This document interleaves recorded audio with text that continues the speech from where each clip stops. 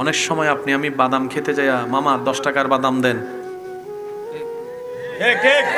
ওই বাদামওয়ালা যদি দাবি ছেড়ে দেয় তো গেলেন মুক্ত, সমস্যা নাই। আর যদি সেই বাদামওয়ালা দাবি না ছাড়ে, হাসরের ময়দানে একটা বাদামের হিসাব। একটু জোরে বলেন না। জালমুড়ি খেতে গিয়ে হিসাব দিতে হবে, রাস্তায় হাঁটতে গিয়ে অন্যের কোনো বাগান, অন্যের কোনো গাছের মধ্যে এমনি কথা বলতে বলতে হিসাব দিতে হবে। মাথায় রাখবেন আজকে একটা কথা, আল্লাহ নিজের হক মাফ করে দিতে রাজি, বান্দার কোনো হক আল্লাহ মাফ করবে না যতক্ষণ বান্দা মাফ না করবে। শুনতে একটু অন্যরকম শুনলো, কথাটা সত্য। মনে রাখবেন, আল্লাহর থেকে মাপ পাওয়া সহজ, আল্লাহর থেকে মাপ নেওয়া, কিন্তু বান্দার থেকে মাপ নেওয়া বড় কঠিন। সেজন্য সবচাইতে সিনসিয়ার থাকতে হবে বান্দার হকের ব্যাপারে।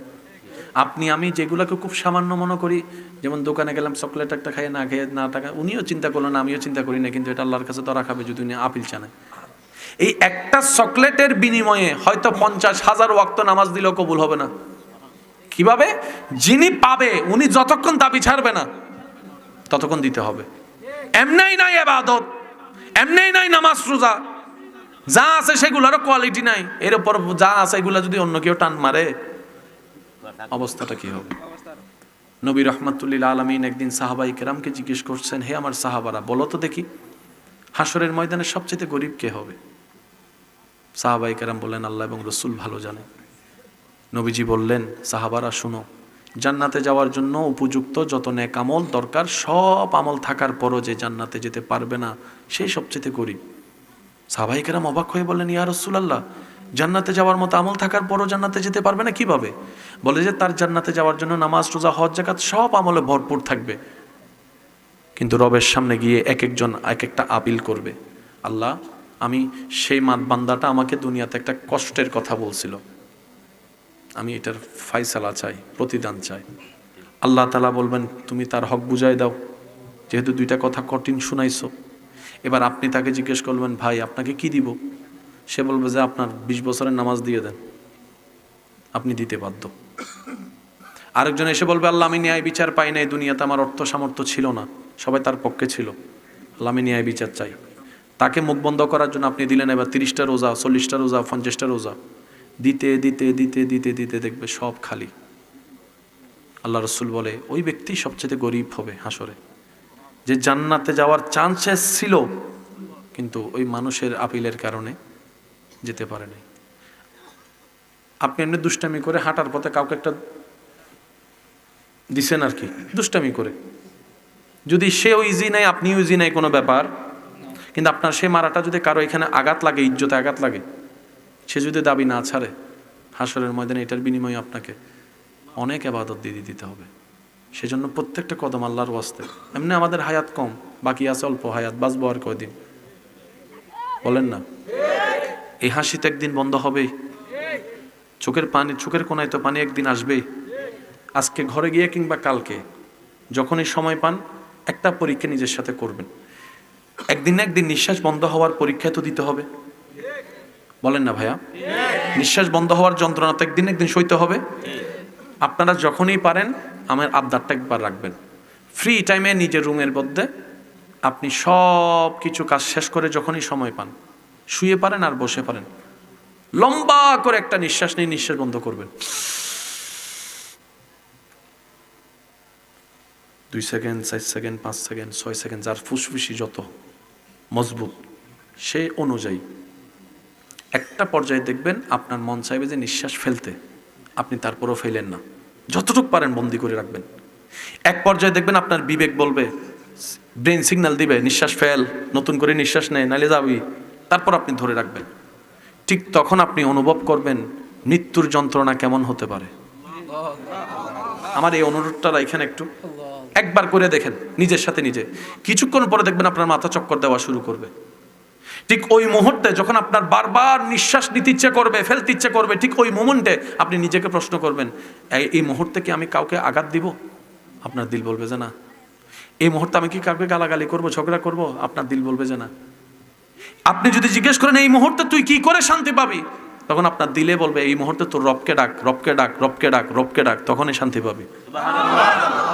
একবার করে দেখেন, এটা আমার আবদার। একবার যতটুক পারেন লম্বা করে নিঃশ্বাস বন্ধ করবেন, যতক্ষণ পারেন ধরে রাখবেন, ছাড়তে ইচ্ছে করলে ছাড়বেন না, লাস্ট স্টেপ পর্যন্ত যাবেন।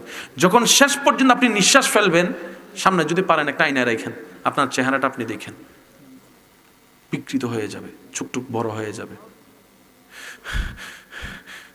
আসবে। তখন আপনি বুঝতে পারবেন এক একটা নিঃশ্বাসের দাম কত। যেটা ফ্রি ফ্রি আমি নিঃশ্বাস নিচ্ছি, কোনো অনুভবই হচ্ছে না, নিতেও কোনো খবর নাই, ফেলতেও কোনো খবর নাই। একদিন না একদিন তো রবের সামনে দাঁড়াতে হবে, দ্বিতীয় কোনো অপশন তো নাই। কবরে তো একা থাকতেই হবে, দ্বিতীয় তো কোনো অপশন নাই। আমরা কেউ পারবো না ভালো থাকার মতো আমল নিয়ে কবরে যেতে, এটা আমরা সবাই জানি। কিন্তু মনে এতটুকু আশ্বাস, চেষ্টা করলে আমার রব্বুল আলামিন আমাদেরকে বঞ্চিত করবে না। আমাদের রব রহমান, আমাদের নবী রহমাতুল লিল আলামিন। সেজন্য আমাদের মনে একটু উৎসাহও বেশি, শক্তিও বেশি, আশাও বেশি। আল্লাহ আমাদের সবাইকে নেক আমলের সাথে জিন্দেগি করার তৌফিক দান করুন। আমার ভাই এবং বোন যাদের সন্তান আছে, বাচ্চা আছে, বাচ্চাদেরকে কখনো ঘরে দুষ্টামি করে হলো নাচতে দিয়েন না। এটা একটার সাথে মহা বিষয় জড়িত, যদি আপনি একটু মনের চোখ দিয়ে দেখেন। ছোট বাচ্চারা তো কিছু বুঝে না, করলে তো অপরাধও নাই, সেজন্য আমাদের এটা চোখেও লাগানো, আমরা এটা মজা হিসেবে নিই। কিন্তু এই ছোট বাচ্চাটা এই নাচানাচি করতে করতে লজ্জা ভেঙে যায়। ছোট বাচ্চা মনে করেন কোন একটা কটু অসুন্দর কথা বলছে, আমি সেটাকে ছোট বাচ্চা হিসেবে ছাড় দিই। আপনি যদি আজকে শাসন না করেন, সেটা আরো বাড়বে। কেন?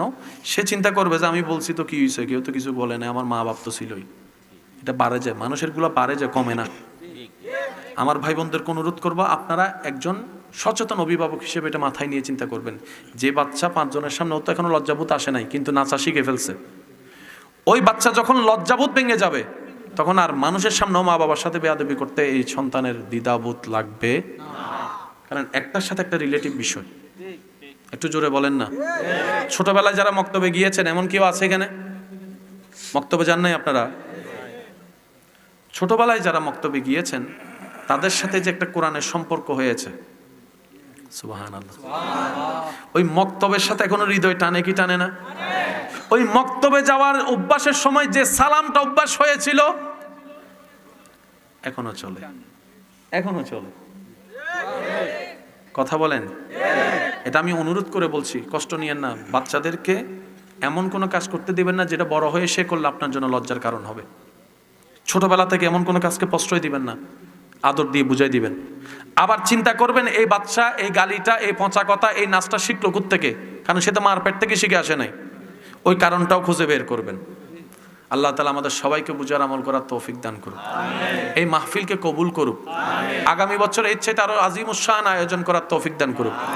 আমার তরফ থেকে আমার ইমানি ভাই এলাকাবাসী যারা আছেন, সবার প্রতি একটা দাওয়াত।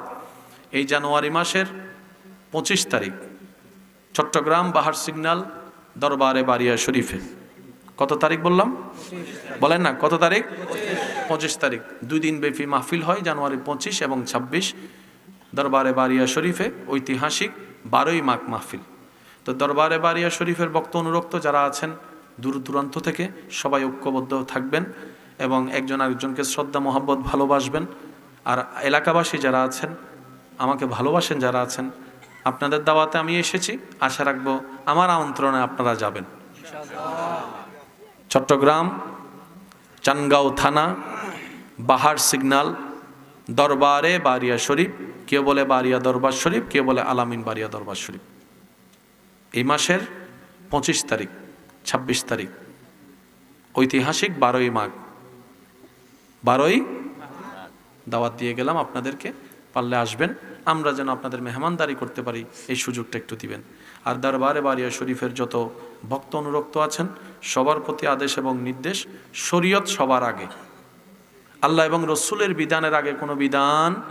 5 ওয়াক্ত নামাজ কম্পালসারি, মা বাবার সেবা কম্পালসারি, বড়দের ইজ্জত কম্পালসারি, ছোটদের স্নেহ কম্পালসারি, এবং আপনার কারণে যেন আপনার আশেপাশে কারো অন্যায়ভাবে কষ্টের কারণ না হয়। দরবারে বারিয়ার শিক্ষা প্রথমে শরীয়ত। সুবহানাল্লাহ বলি। প্রথমে কি? আল্লাহ এবং রসুলের বিধানের উপর কোনো শব্দই নেই। ইনশাল্লাহ। আল্লাহ তাআলা আমাদের সবাইকে কবুল করুক, আমিন। চলেন দাঁড়িয়ে একটু নবীকে সালাম দিয়া নবী সালাম আলাইকা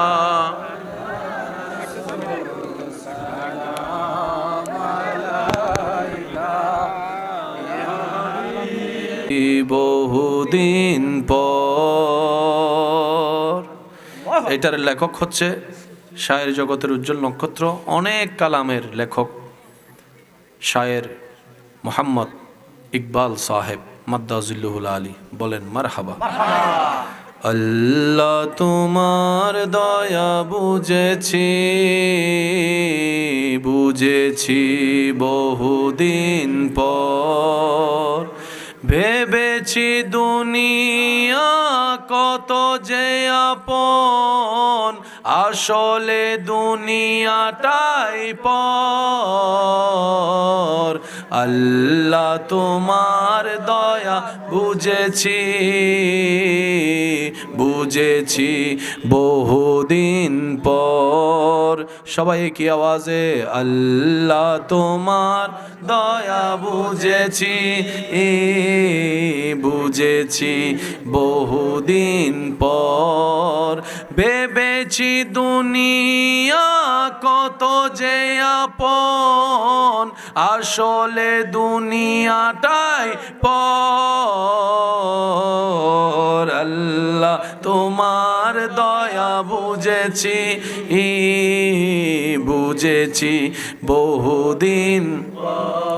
হায়াতের বাজেট শেষের দিকে করেছি গুনাহ পাহাড় সমান।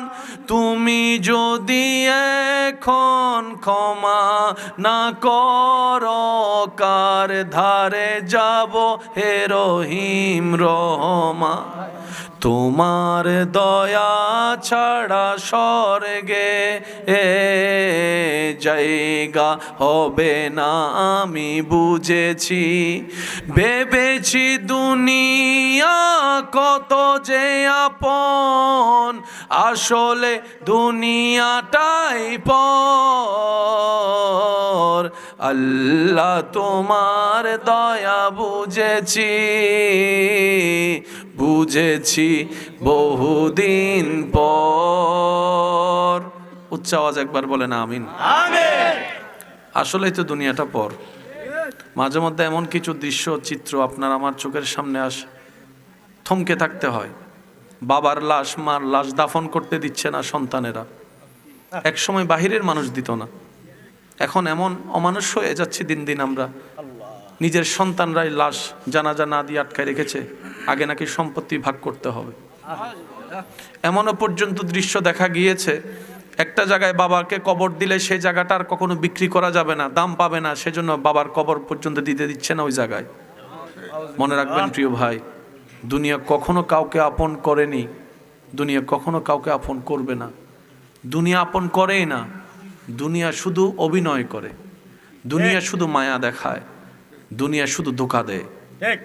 সেজন্য মনে রাখবেন, জীবন চলার পথে নিজের চাইতে বেশি কখনো কাউকে ভালোবাসবেন না। কাউকে এমনভাবে গুরুত্ব দিবেন না যে ও গুরুত্ব না দিলে আপনার কষ্ট লাগবে, ওকে না পেলে আপনি মারা যাবেন। দুনিয়ার একটা নিয়ম কি জানেন? আপনি যেটাকে বেশি লাই দিবেন সেই আপনাকে বেশি কষ্ট দিবে। যেটাকে আপনি পাওয়ার বেশি চেষ্টা করবেন সেটাই হাত থেকে দূরে সরে যাবে। যেটাকে বেশি আদর করবেন সেই বেশি বিপদ দিবে আপনাকে। যাকে আপনি গোলাপের মতো করে লালন পালন করে বড় করবেন, দেখবেন সে আপনাকে বেশি কষ্ট দিয়ে চোখের মধ্যে পানি আনাবে। এটা দুনিয়ার নিয়ম। এটা কেন হয়? দুনিয়া বুঝাই দেয়, তুই রবকে ছেড়ে দুনিয়ার পিছনে লাগলি কেন? তোকে তো রব বানালো, তুই রবের দিকে না যাবি, তুই সৃষ্টির দিকে কেন গেলি? তুই যে ভালোবাসা খুঁজছিস সেটা রবের কাছে ছাড়া নেই কোথাও সৃষ্টিতে। বান্দার জন্য রবের ভালোবাসা, উম্মতের জন্য নবীর ভালোবাসা। সুবহানাল্লাহ। সেজন্য যতদিন বাঁচবেন দুনিয়াতে শুধু গাটা লাগাই চলবেন, দুনিয়াকে নিজের মধ্যে নিয়েন না। কারণ আপনি কান্না করলেও হায়াত চলে যাবে, হাসলেও হায়াত চলে যাবে। তো কান্না করে সময় নষ্ট করার কোনো দরকার। দুনিয়াতে যতদিন বাঁচবেন বেশি আশা রাখবেন না। আশা এমন একটা জিনিস, কোটিপতিরও পূরণ হয় না, বাদশাদেরও পূরণ হয় না। প্রয়োজন এমন জিনিস গরিবেরও পূরণ হয়ে যায়। আমরা অনেক সময় প্রয়োজন এবং আশার মধ্যে একটা মিল করে ফেলি। তৃষ্ণা লেগেছে, পানি খাওয়া প্রয়োজন। এবার আমরা যদি বলি লন্ডনের পানি লাগবে $4,000, এটা চাহিদার মধ্যে পড়ে যাবে, আশার মধ্যে পড়ে যাবে। সেজন্য কখনো আশা রাখবেন না। আশা সব স্বপ্ন মওলার নামে ছেড়ে দেন, চলতে থাকেন তাওয়াক্কালতু আলাল্লাহ। আল্লাহ বর্ষা, আল্লাহ বর্ষা, আল্লাহ বর্ষা। যিনি ছোট্ট একটা পাখিকে, সকালবেলা ক্ষুধার্ত বের হওয়া পাখিকে রাত্রে পেট ভরে ঘরে পাঠাতে পারে, যিনি বড় বড় তিমি মাছকে খাওয়াতে পারে, আপনাকে আমাকে পারবে না? বাস তাওয়াক্কুলটা রবের উপর রাখবেন। 2 নম্বরই করার দরকার নেই, সততার সাথে চলবেন। ডানে বামে যে যাই করুক, আমার হিসাব যেহেতু আমাকে দিতে হবে, আমার ডায়েরিটা, আমার ফাইলটা আমাকেই যত্ন নিতে হবে। আল্লাহ তাআলা আমাদের সবাইকে বুঝার, আমল করার তৌফিক দান করুন। আমিন। এই মাহফিলের আয়োজনের পিছনে, প্রকাশ্যে গোপনে, সামনে পিছনে যারা ছিলেন, আল্লাহ সবার খেদমত কবুল করুন। আমিন। অত্র এলাকা যত কবরবাসী কবরের আযাবে কষ্ট পাচ্ছে, আল্লাহ সবার কবরের আযাব মাফ করে দিন। আমিন। আগামী বছর যখন এই মাহফিল আয়োজন করার জন্য আমার ভাইয়েরা সিদ্ধান্ত নেবেন, আল্লাহর কাছে মেহমান হিসেবে ফরিয়াদ, এই মাহফিলের জন্য যা দরকার আল্লাহ যেন গায়েব থেকে দান করে ব্যবস্থা করে দেন। আমার যুবক ভাই যারা আছেন, চোখটাকে একটু নিচে রাখবেন, মুখটাকে একটু বন্ধ করবেন। এই 2টা জিনিসকে একটু কন্ট্রোল করতে পারলে হাত অটোমেটিক কন্ট্রোল হয়ে যাবে, পা অটোমেটিক কন্ট্রোল হয়ে যাবে। যুবক ছেলেরা হুন্ডা চালাই মারা যাচ্ছে, তা আপনি মারা গেলে আপনার হুন্ডাটা তো আর একজনও চালাবে, তো মরে লাভ কি হলো? চালান না হুন্ডা, একটা লিমিট আছে না? যুবকরা কথা বলেন, লিমিট আছে না? আপনার মা বাবা আপনাকে হুন্ডা কিনে দিয়েছেন নিজের স্বর্ণ বন্ধক দিয়ে কিংবা বিক্রি করে, সন্তানের শরীরে সাদা কাফন দেখার জন্য। একটাবার চিন্তা করবেন না আপনি? হুন্ডাটা রেস দেওয়ার আগে চিন্তা করবেন না আপনার মার চোখের পানিটা? আজকেও 2জন বন্ধু একসাথে মারা গেছে হুন্ডায়, একই জায়গায় কবর হবে 2 বন্ধুর। হুন্ডাগুলা কোথায়? আরেকজনে চালাবে। আল্লাহর ওয়াস্তে হুন্ডা যখনই চালাবেন নিজের পরিবারের মানুষগুলোর কথা একটু চিন্তা করবেন। কেউ এসে যদি আপনাকে একটু লাই দেয়, পারবি আমার সাথে চল রেস রাগি, আপনি বলবেন তোর সাথে রেস দেওয়ার আমার ইচ্ছাই নেই। 4 চাকার গাড়ির মধ্যে কিছুটা হলো নিরাপত্তা, 2 চাকার গাড়িতে নিরাপত্তা। একটা ছোট্ট বিচি পড়লো, এই কুয়াশার ভিতরে 1 হাত দূরে দেখা যাচ্ছে না, আপনি স্পিড ব্রেকার দেখবেন না, আপনি চালাচ্ছেন, স্পিড ব্রেকারে গিয়ে আপনি পড়ে গেছেন খাদে। বুঝতে পারছি? স্থির হয়ে যে কোনো কাজ করলে সুন্দর হয়। একটা পুটিং আপনি যদি বানাই যদি সার্ভ করে দেন, কেউ খেয়ে মজা পাবে না। এটাকে রাখতে হয়, জমাতে হয়, তো দেখতে সুন্দর হয়, কাটতেও মজা হয়, খেতেও আনন্দ লাগে। কথা বলেন? তো সেজন্য একটু স্থির হবেন লাইফে, এত স্থির হয়েন না।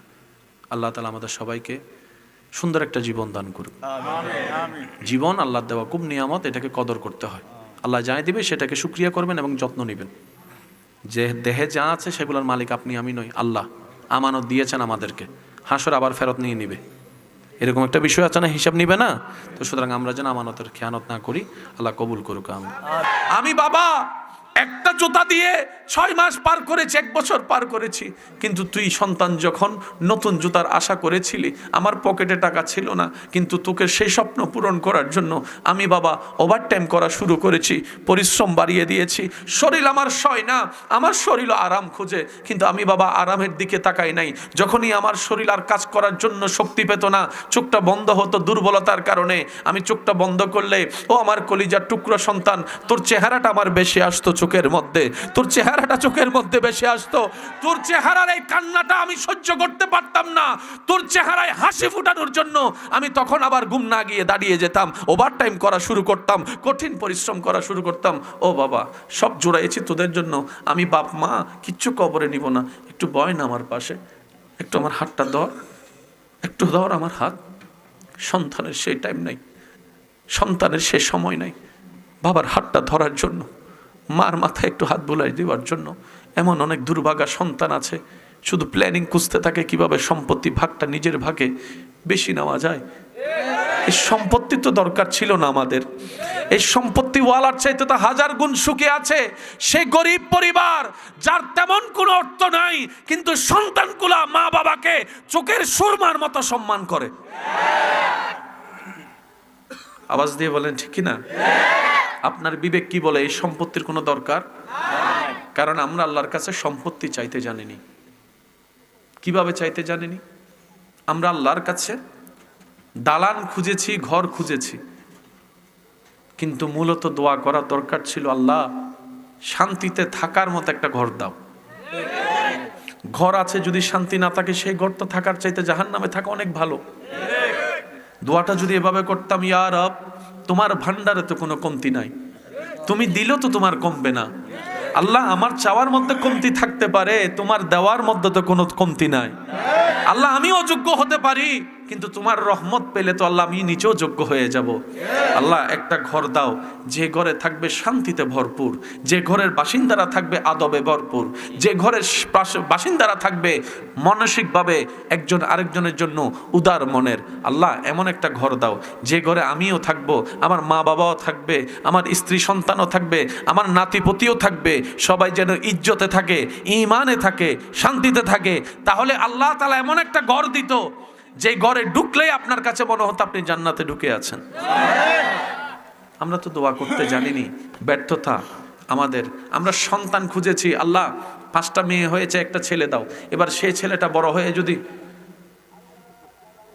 লাভ কি? সে ছেলে বড় হয়ে যদি মানুষের সাথে মারামারি করে, সারা সপ্তাহে 3টা করে বিচার আছে, লাভ কি?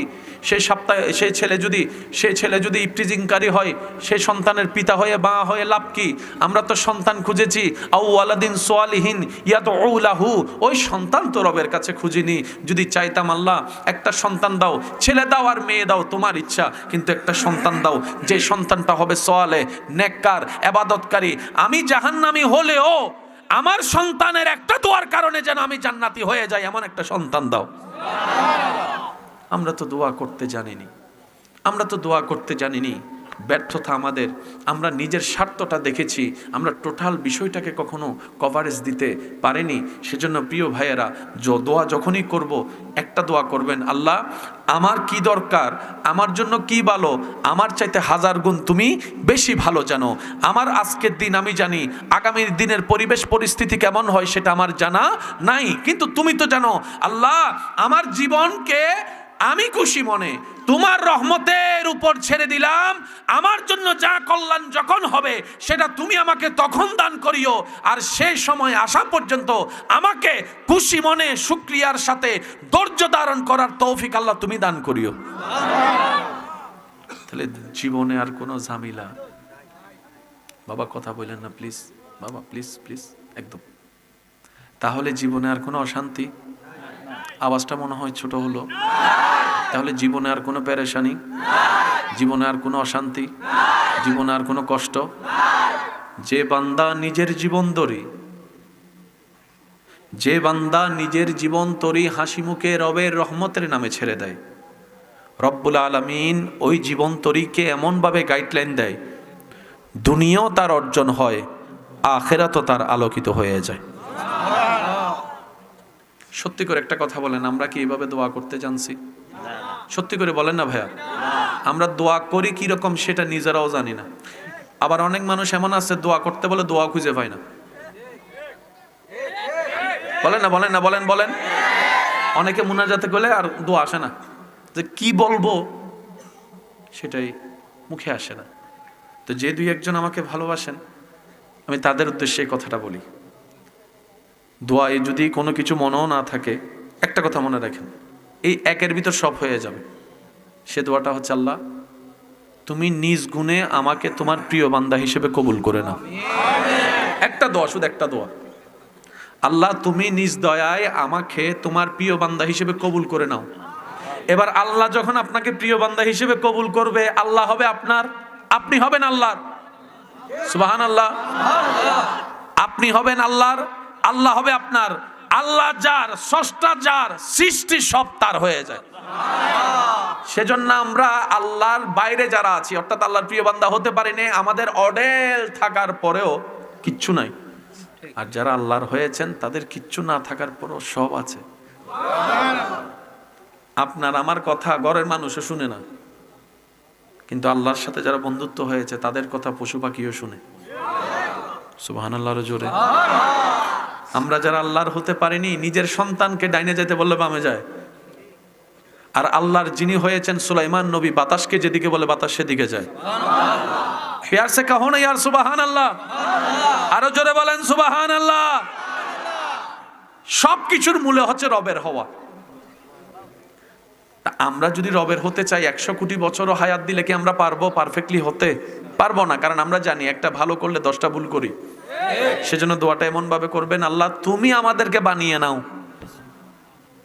তুমি আমাদেরকে গড়ে নাও। আমি তোমার প্রিয় হওয়ার যোগ্য রাখি না, কিন্তু তুমি দয়া করলে সেকেন্ডের আগেই তোমার প্রিয় হয়ে যাব। বলেন সুবহান। জীবন চলার পথে কখনো আল্লাহর প্রতি কষ্ট রাখা যাবে? আল্লাহ দিলেও আলহামদুলিল্লাহ, না দিলেও আলহামদুলিল্লাহ। কারণ আসার সময় তো কিছু নিজের করে আনিনি, সবই তো রবের দান।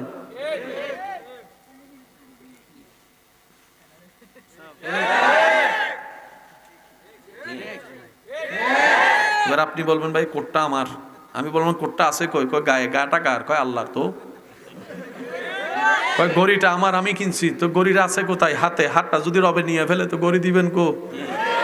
সেজন্য চালাক বান্দারা অহংকার করে না। অহংকার কে করে? যার আছে। কিন্তু চালাক বান্দারা বলে আমার তো কিছুই নেই। আমি মারা যাওয়ার সাথে সাথে, আপনি মারা যাওয়ার সাথে সাথে যা শরীরে থাকবে সব খুলবে, সব খুলে ফেলে, একদম ক্লিন করে ফেলবে। এবার আপনি মরা অবস্থায় বলতেছেন এটা আমার স্বর্ণের আন্টি দে, যে নিব কয় হয় চুপ, যতদিন নিঃশ্বাস ছিল এটা তোর ছিল, নিঃশ্বাস বন্ধ তোর বলতে কিছু। এবার আপনি দেখলেন আন্টিও আমার না, গড়িও আমার না, আইফোনও আমার না, পালসারও আরেকজনের, প্রাডু গাড়িটার চাবিও নিয়ে নিছে আরেকজনে। যে রুমটাতে আপনি থাকতেন ওই রুমটাতে আরেকজনে চোখ দিয়ে বসে রয়েছে, এখন নিতাম না, এখন নিলে মাইর খামো, সবার নজরে পড়বো, 4 দিন পরে যাইয়া ওই রুমটাতে আস্তে করে ঢুকে যাবো। বুঝতে পারছি কথা? এবার আপনি বললেন কিরা আমার তো কিছুই নাই। তাহলে এতদিন যে আমি অহংকার করতাম, এতদিন যে আমি পাটে ছিলাম, এতদিন যে আমি দাপটে ছিলাম, আমার মনে করে বাস্তবতায় দেখলাম আমার বলতেই তো কিছু নাই। সেজন্য বুদ্ধিমানরা সবসময় জয়ী হয়, প্রেমিকরা, রবের প্রেমিকরা সবসময় ইজ্জতওয়ালা হয়। কিভাবে? তারা অহংকার করে না, তারা নিজেদেরকে বিনয়ী বানিয়ে, অহংকার মুক্ত বানিয়ে নিজেদেরকে মাটিতে বসায় দেয়। আল্লাহ দয়া করে তাদেরকে টেনে রহমত দিয়ে চেয়ারে বসায় দেয়।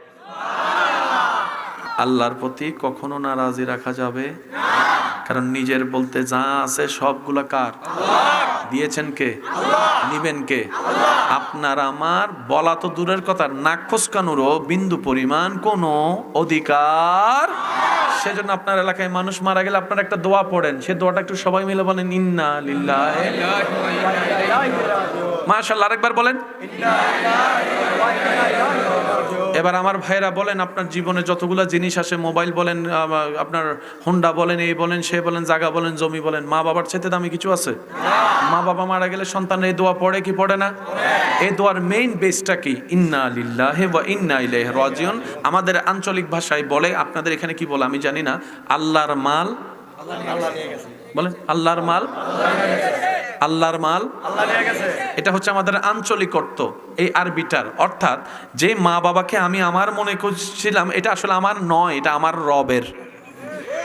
সুবহানাল্লাহ বলেন। মা বাবা আমার মনে করেছিলাম, কিন্তু আসলে মা বাবাটার মেইন মালিক কে? আল্লাহ। পাঠাইছেন কে? আল্লাহ। বানাইছেন কে? আল্লাহ। রাখছেন কে? আল্লাহ। নিয়ে গেছেন কে? আল্লাহ। আল্লাহর মাল আল্লাহ নিয়ে গেছে। সুবহানাল্লাহ। সেজন্য কেউ মারা গেলে বেশি কান্নাকাটি কেন? আল্লাহ পাক বলে, যা তোর চাইতে বেশি আমার হক বেশি। আমরা বললাম আল্লাহ এটা আমার মা, এটা আমার বাপ। আল্লাহ পাক বলে এটা আমার বান্দা। সুবহানাল্লাহ বলবেন। আল্লাহ বান্দাকে জিজ্ঞেস করে, তোর মা তোর কয় বছর? আল্লাহ আমার বয়স যেহেতু এখন 27, তাহলে আমার মার সাথে আমার সম্পর্ক 27। ঠিক। আমার বয়স যদি 35, আল্লাহ আমার মার সাথে আমার সম্পর্ক 35। আমার বয়স যদি 60, আমার মার সাথে আমার সম্পর্ক 60। রব বলে যে তোর মার সাথে আমার বান্দার সাথে আমার সম্পর্ক কোটি কোটি কোটি কোটি কোটি কোটি বছর রু জগৎ থেকে। এবার বল হক কার বেশি? আল্লাহ আমি আমার মারে খাওয়াইছি, তো বাজার করে খাওয়াইছি। রব বলে যে তুই বাজার করে যে খাওয়াইছ, এই দানগুলো আমি তুলছি। সুবহানাল্লাহ, আরো জোরে বলবে না? আল্লাহ আমি আমার মা বাবার সেবা করে ওষুধ খাওয়াইছি। রব বলে যে ওই ওষুধের মধ্যে, চিকিৎসার মধ্যে শেফা যেটা, মুক্তি যেটা, এটা আমি আল্লাহ দিয়েছি। আল্লাহ আমি আমার মারা হাতে ধরে খাওয়াই দিছি, রব বলে ডুকটা আমি গিলাই দিছি। সুবহানাল্লাহ বলেন। আল্লাহ আমি আমার মা বাবার সেবা করেছি, যত্ন করেছি, রব্বুল আলামিন বলে তুই প্রকাশ্য করেছস, গোপনের সব আমি আল্লাহ করে দিয়েছি।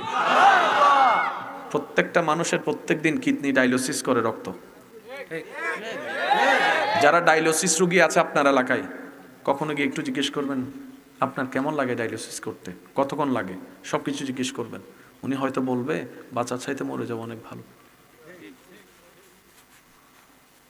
এদিকে রকে রকে এদিকে খবর হইয়া যায়, একদিকে রক্ত বাইর হয়, নতুন রক্ত দেয়। যে কাজটা করতে ব্যয়বহুল, অনেক কষ্ট, প্রত্যেক দিন প্রত্যেকটা বান্দার আল্লাহ বান্দারে খবর হইতে হইতে দেয় না, কখনো কখনো ডায়ালিসিস করে দেয়, ডায়ালিসিস করে দেয়। আপনি সারাদিন হেঁটে ধুল না ঢুকার জন্য তো মাস্ক না লাগালেন, চোখ তো খোলা, তো চোখের মধ্যে অনেক ধুল ঢুকছে না।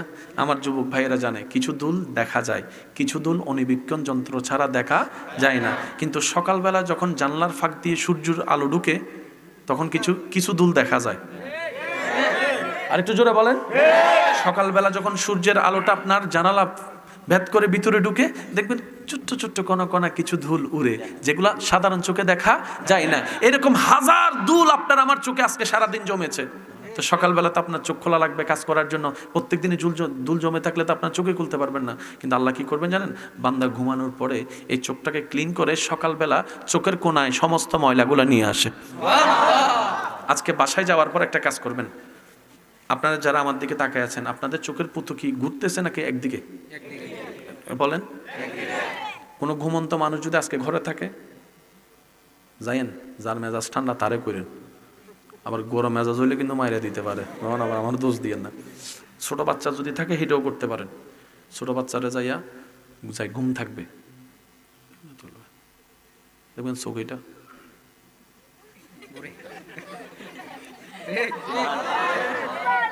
হয় না আরো যার যত শক্তি আছে ফুল ভলিউমে রবের প্রশংসা একবার বলেন সুবহানাল্লাহ। মাশাআল্লাহ এমন ভাবে বলেন যেভাবে বললে আপনার শুনে শান্তি লাগবে, রবের প্রশংসা সেভাবে বলেন সুবহানাল্লাহ। ছোট্ট বাচ্চা কিংবা যে কোনো মানুষকে যখন আপনি দেখবেন চোখেটা রাউন্ড করে করে করে করে, জেগে থাকলে করে না, আর আপনি জেগে কখনো এরকম করতেও পারবেন না, পুরো মাথা সহ ঘুরবে এরকম এরকম করতে গেলে। এবার আপনি চোখকে জিজ্ঞেস করলেন কিরে তুই ঘুরোস কেন, চতুর্দিকের ময়লাগুলো এক জায়গায় করতেছে। রব আমাকে ডিউটি দিয়েছেন আমার বান্দা সকালে চোখ খোলার আগেই চোখ নিট এন্ড ক্লিন পরিষ্কার বানিয়ে দিস। সুবহানাল্লাহ। রব বলে বান্দা তুমি জানো না তোমার কেমন কেমন খেয়াল রাখি আমি। আর একটু জোরে বলেন। কারো কষ্ট লাগলে যেতে পারেন, প্রেমিক হলে থাকেন। কারো কোনো তারা আছে? কারো কোনো তারা আছে? একবার বলেন আলহামদুলিল্লাহ। এবার আমি সবার মনোযোগ চাচ্ছি, আপনার শরীরের মুভমেন্ট খেয়াল করেন। ব্রেন যদি না সিগন্যাল দেয় কখনো হাত লড়বে? একটু খেয়াল করেন, আপনার হাত লড়ে পরে ব্রেনে চায় আগে। এই যেমন এই হাত তুলছে, এদের ব্রেনে আগে কইছে হাত তুল, তুই তুলছে যে, তারপর আরেক হাত দিয়ে আমরা খুঁজ যাই। সিস্টেম আছে না? প্রথম একটাতে তুলছে আরেকটাতে গেছে, তারপরে আঙ্গুলে যখন ব্রেনে সিগন্যাল দিছে আঙ্গুল দিয়ে খুঁজা, কোথায় যেখানে খাইয়ে দিয়েছে সেখানে খুঁজা। তো ব্রেন যদি কাজ না করে মানুষ মুভমেন্ট করতে পারবে না। সবাই বলেন মানুষ মুভমেন্ট করতে পারবে না। হাত লড়তে পারবে না, শরীর লড়তে পারবে না, পা লড়তে পারবে না। এই কথায় কারো কোনো দ্বিমত নাই। এই কথায় যারা একমত যে ব্রেন কাজ না করলে, ব্রেন অনুভূতি না দিলে লড়তে পারবে না, তারা একটু ডান হাত তুলেন। তুলেন না রে ভাই, তুলছেন? এবার হাতটা নামান। আপনারা যখন অনেক সময় এক জায়গায় 20 মিনিট 25 মিনিট বসে থাকেন, ওটার সময় দেখছেন এখানে জিম মারে, পা জিম মারে, কেমন জানি দাঁড়াতেও পারে না, পড়ে যায়। আপনারা কয় ঘন্টা করে ঘুমান নিম্নে? 7 ঘন্টা, 6 ঘন্টা, 8 ঘন্টা, 12 ঘন্টাগুলো কইেন না, 5-6 ঘন্টা আছে তো। আচ্ছা, ঘুমাতে কখন যান টাইম এটা মনে থাকে কি থাকে না? বিছানায় কখন শুইছেন টাইম এটা মনে থাকে কি থাকে না? বিছানায় কতক্ষণ ঘুমান নাই, ঘুম আসে নাই, টাইম এটা মনে থাকে কি থাকে না? সত্যি করে বলেন তো, ঠিক কোন টাইমে ঘুমাইছেন? একটু মনে করে দেখেন তো, কোন টাইমে ঘুমাইছেন? কখন যে ঘুমাইছেন সেটাও জানেন না। অনেক সময় মানুষ ঘুম থেকে উঠে অবাক হয়ে যায়, মনে করেন বই পড়তে পড়তে ঘুমাই গেছে রাতের বেলা, খবর নাই, সকালে চোখ খুলে দেখে রোদ।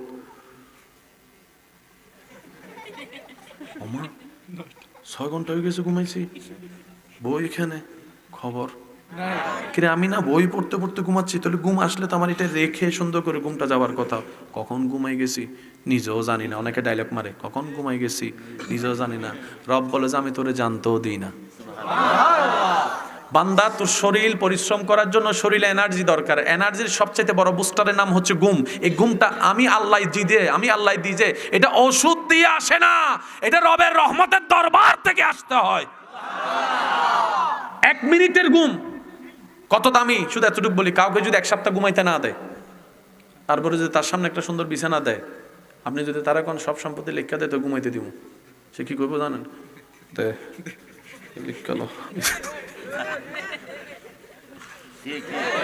অথচ সেই ঘুমটাই আপনার আমার কাছে কত বড় নিয়ামত আমরা বুঝিও না। আচ্ছা আমার ভাইয়েরা একটু মনোযোগ। ঘুমানোর সময় উত্তম হচ্ছে কোন কাত? ডান কাত। বলেন কোন কাত? আচ্ছা আপনি ডান কাত হয়ে ঘুমাইছেন, শুইছেন, সকালবেলা ওঠার সময় নিজের কোন কাতে পাইছেন? কোন যে কাতে হয়? অনেকে পূর্ব পশ্চিম শুই, ঘুম থেকে উঠা দেখে উত্তর দক্ষিণ। নাই মনে হয় আপনাদের এখানে? আবার অনেকে আছে ঘুমানোর সময় লুঙ্গিতে। একটু কর না, জোরে কর না। আসেনি। আবার অনেকের পাশে অনেকে ঘুমাইতে চায় না। কিরে তুই ঘুমাস না কেন? কয় হে ঘুমাইলে শুধু আমার কোল বালিশ বানাইলে।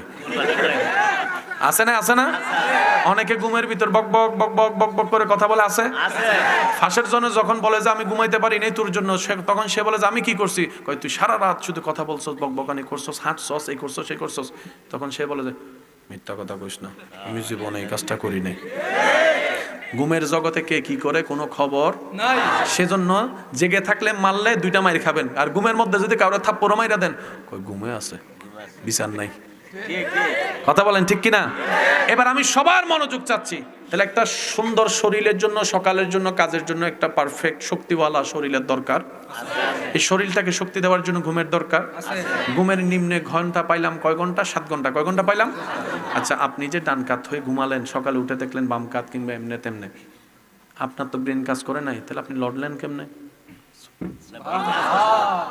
আপনি যদি 1 কাত হয়ে ঘুমায় 7 ঘন্টা ঘুমান, এটা প্যারালাইসিস হয়ে যাবে, টোটালি প্যারালাইসিস। এবার আপনি চিন্তা করলেন আমি যদি 1 কাতে 7 ঘন্টা ঘুমাই আমি তো প্যারালাইসিস হয়ে যাব, কিন্তু আমি কাত করলাম কিভাবে? শরীরে তো মধ্যে অনুভব হলো না। এবার আপনি সিসি ক্যামেরা লাগালেন, সিসি ক্যামেরা লাগাই আপনি অবজার্ভ করলেন যে নিজের ঘুমটা। ইমানদার ভাইয়ের একটু গভীর মনোযোগ, আল্লাহর দয়া কাকে বলে একটু দেখেন। আপনি 12টায় শুতে গেলেন, ঘুম আসে না, এই কত সব সিসি ক্যামেরায় উঠতেছে। ঠিক ঘড়ির কাঁটায় যখন 12টা 25 হয়েছে, আপনার কেমন জানি একটু চোখ বন্ধ হয়ে, তারপর আপনি জোর করে ফেসবুক শরীফ চালাচ্ছেন।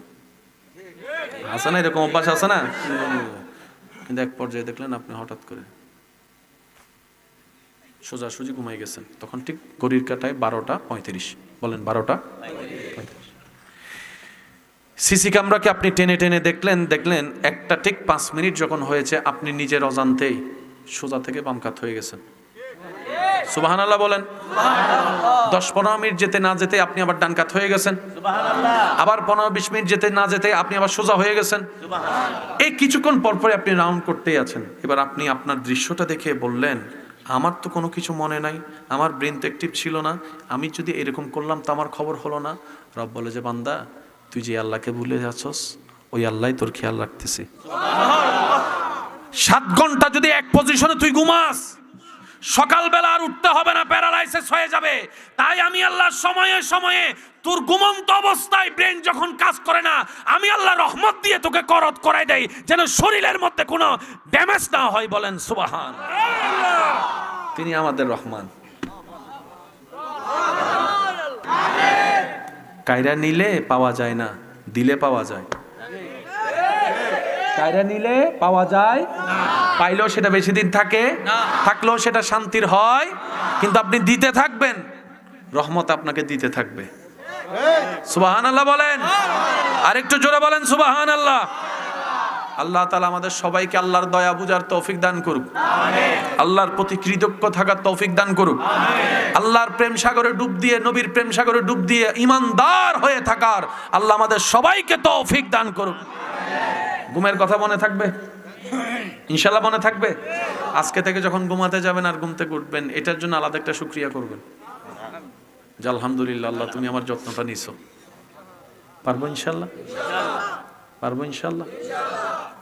কষ্ট হচ্ছে না তো আপনাদের? দু চারটি কথা বলি তাইলে না ইনশাআল্লাহ। মনে রাখবেন আমার প্রিয় ভাই, সারা বছরের মধ্যে শীতকাল এবং গরমকাল মুমিন বান্দাদের জন্য একটা দুইটা স্পেশাল উপহার। গরমকালের রোজা, শীতকালের রাতের ইবাদত আল্লাহর কাছে বেশি পছন্দ। মনে রাখবেন ভাই, শীতকালের ফজরটা বড় চমৎকার। জানি না আপনারা কিভাবে অনুভব করেন। শীতকালের ফজর বেলাটা বড় চমৎকার হয়। চতুর্দিকে শীতল পরিবেশ, কুয়াশা আচ্ছন্ন, ভোর হওয়ার পথে শীতল ঠান্ডা পরিবেশ, আপনি রবের দরবারে নামাজে বের হতে না হতেই আকাশটা কেমন জানি আলোকিত হওয়া শুরু করলো। চতুর্দিক থেকে কেমন যেন ছোট্ট ছোট্ট পাখিদের কিচিমিচি আওয়াজ আপনার কানে আসতে লাগলো। এই মনোরম পরিবেশটা জীবনকে পাল্টানোর জন্য যথেষ্ট। মনে রাখবেন, সাকসেসের জন্য, দুনিয়া এবং আখিরাতের সফলতার জন্য সবচাইতে উত্তম টাইম হচ্ছে তাহাজ্জুদের টাইম। নিজের আত্মশুদ্ধি আনার জন্য সবচাইতে চরম, সারা দিনের ভিতরে সবচাইতে উপযুক্ত টাইম হচ্ছে ফজরের টাইম। আর নিজের দোষ তওবা করার জন্য, নিজের রিয়ালাইজ করার জন্য সবচাইতে উপযুক্ত টাইম হচ্ছে রাতের বেলার টাইম। আল্লাহ আমাদের সবাইকে এই টাইমগুলোকে গুরুত্ব দেওয়ার বুঝার তৌফিক দান করুন। আল্লাহ প্রত্যেকটা বান্দাকে দোয়া করার সুযোগ দেয়। ইন্না রাহমাতাল্লাহি কারীবুম মিনাল মুহসিনিন। যে রহমত আমরা খুঁজি, সে আল্লাহ রহমতটাকে মুহসিনিন বান্দাদের কাছে করে দিয়েছেন। আমরা যদি মুহসিনিন হতে পারি, রবের রহমতের চাদর আমাদেরকে আবৃত করে ফেলবে। সুবহানাল্লাহ, একটু জোরে বলবেন না? আমরা অনেক সময় দোয়া করেও মনে হয় যে দোয়া কবুল হয় নাই। আছে না নাই? মনে রাখবেন, বান্দার কোনো দোয়া বিফলে যায় না। সুবহানাল্লাহ বলি, বান্দার কোনো দোয়া বিফলে, কিন্তু আল্লাহ যে দোয়া কবুল করে আমরা সেটাই বুঝি না। যেমন আপনি মনে করেন দোয়া করলেন, আল্লাহ আমার ইনকামে বরকত দাও, এটা আপনি দোয়া করতে পারেন, কিন্তু আপনি দেখলেন আপনার বেতন ঠিক ওইভাবেই আছে যেভাবে ছিল। আপনি মন খারাপ করলেন, মন খারাপ করলেন যে আমার বরকত হলো কই। আপনি যদি একটু খেয়াল করে দেখেন, অন্য জায়গায় যে খরচটা হতো আল্লাহ আপনার খরচটা কমাই দিয়েছেন। ইনকামের লেভেলটা বাড়ে নাই, কিন্তু খরচটা অন্য বিষয়ের খরচ কমাই দিয়েছেন। আপনি আল্লাহর কাছে দোয়া করলেন, আল্লাহ অমুক অমুক আমাকে কষ্ট দেয়, তুমি তাদেরকে সাজা দাও, বিচার করো। আপনি দেখলেন তারা খুব সুখে আছে, ভালো আছে, আপনি মন খারাপ করলেন, আল্লাহ আমার দোয়া কবুল করলো কই। আল্লাহ আপনার দোয়া কবুল করেছে। সেটা কিভাবে? আল্লাহ তাআলা আপনাকে সহ্য ক্ষমতা বাড়িয়ে দিয়েছে, ধৈর্য ক্ষমতা বাড়িয়ে দিয়েছে, মেনে নেওয়া বাড়িয়ে দিয়েছে, মানিয়ে নেওয়া বাড়িয়ে দিয়েছে। সুবহানাল্লাহ। আমরা যেভাবে চাই আল্লাহ সবসময় সেভাবে দোয়া কবুল করে না। যেটা যেরকম বান্দার জন্য কল্যাণের হয়, আল্লাহ সেভাবে দোয়া কবুল করে। সেজন্য আমাদেরকে দোয়া করার জন্য সময় একটু বুঝে শুনে দোয়া করার দরকার। বলেন না ভাইয়া, বুঝে শুনে দোয়া করার দরকার। আল্লাহর রহমত পাওয়ার জন্য কিছু কাজ, বিশেষ ইবাদত করার দরকার। সামনে কিছুদিন পর আমাদের কাছে আসবে রমজান মাস। ভাইয়া কি মাস? এর আগের মাসের নাম হচ্ছে শাবান। শাবানের আগের মাস হচ্ছে এখন যেটা চলছে রজব। রজব হচ্ছে আল্লাহর মাস। সুবহানাল্লাহ বলেন। রজব কার মাস? শাবান হচ্ছে নবী রাহমাতুল লিল আলামিনের মাস, আর রমজান হচ্ছে উম্মতের মাস। কয়টা মাস পেলাম? অঙ্কটা একটু বুঝে নিই আমরা। কয়টা মাস পেলাম? রমজান, রমজানের আগে শাবান, শাবানের আগে রজব। রজবটা হচ্ছে আল্লাহর, শাবানটা হচ্ছে নবীর, রমজান হচ্ছে আমাদের। এবার আপনি মাসটা খেয়াল করেন, একদিকে উম্মত, একদিকে আল্লাহ, মাঝখানে নবী রাহমাতুল্লিল। এই রজব হচ্ছে আল্লাহর এমন প্রিয় মাস, যে মাসে আল্লাহ তাআলা বান্দাকে এমন ভাবে উপযুক্ত ভাবে তৈরি করে বান্দা যেন রমজানের নিয়ামত নিতে পারে। সুবহানাল্লাহ।